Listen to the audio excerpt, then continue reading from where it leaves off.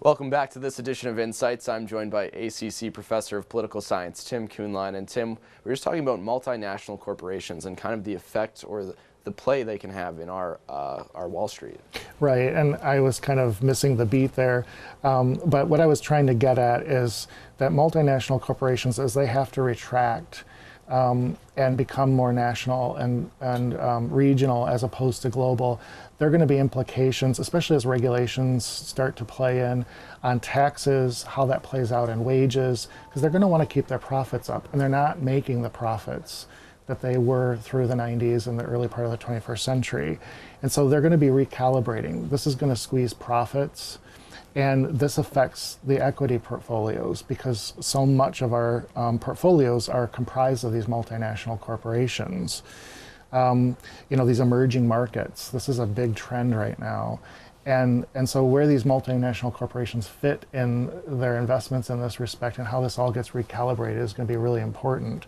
Just some more statistics. Britain, the Netherlands, and America, the US, are the primary force behind multinational corporations. Just in America alone, multinational corporations account for 25% of private wages, 25% of profits of all revenue sources, 48% of exports. These are multinational corporations just from the United States, and 74% of research and development in our economy.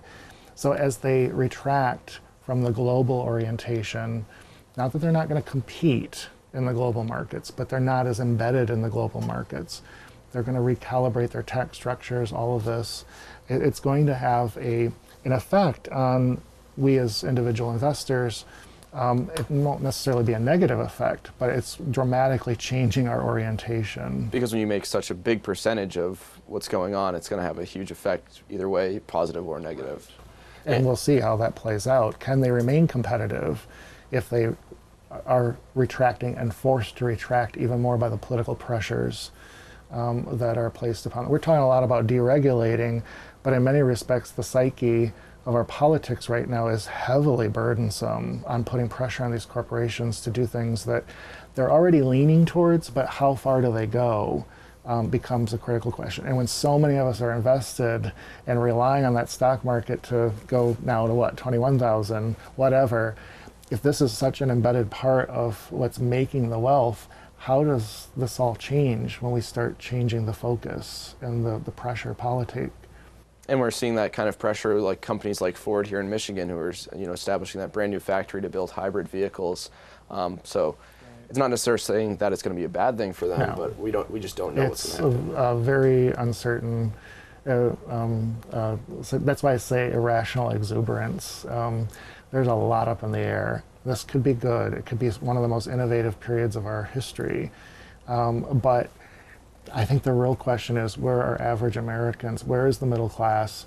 How do we sustain the middle class? And how do those who are falling into the underclass manage to see this and pull themselves around to meet the market drives that they're not going to change?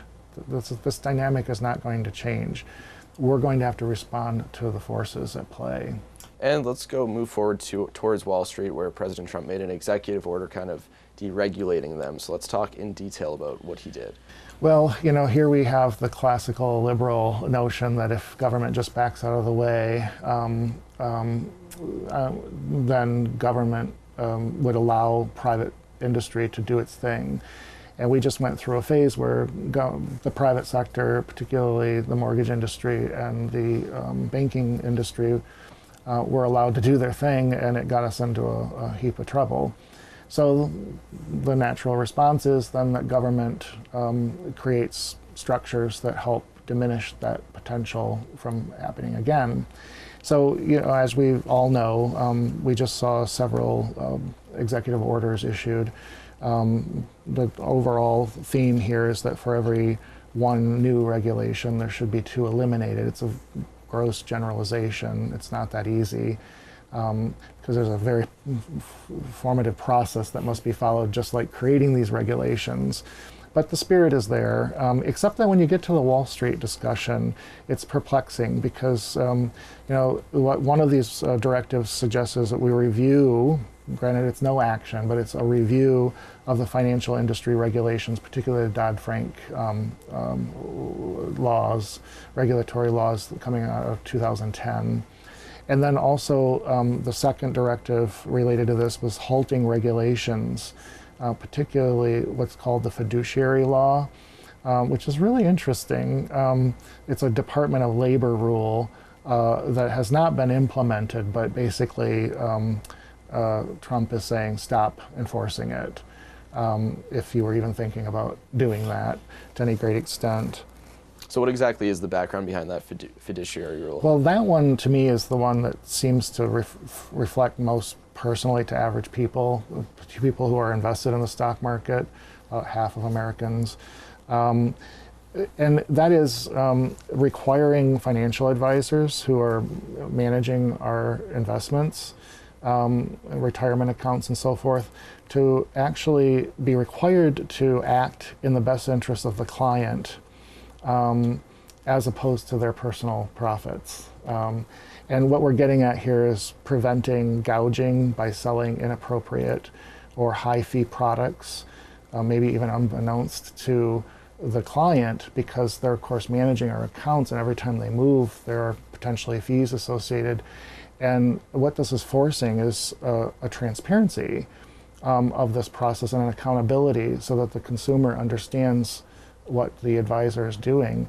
And this movement from the directive that Trump issued basically is saying that we should not enforce this. So basically taking away the protection that kind of the client would have in this situation. Right. Now, one might default to the fact and say, well, a good financial planner isn't going to do any of this anyhow. But we also know that this is one of the most mysterious parts of the whole equation. It begs the question, how much do our financial advisors actually charge us for these transactions? That detail is not often right up front. And so it begs the question, whose interests are these regulations intended to protect, and who's potentially going to end up on the losing end of something that was intended to help protect consumers from fraud? It's definitely some fascinating stuff. Tim, thanks for being here. And thank you for joining us. If you want to watch more Insights, you can join us at the same time, same place next week. Insights into Northeast Michigan is produced by WBKB News. If you have any comments, suggestions, or topics you would like to see on a future show, please email WBKB News. This has been a production of Thunder Bay Broadcasting Corporation. All rights reserved.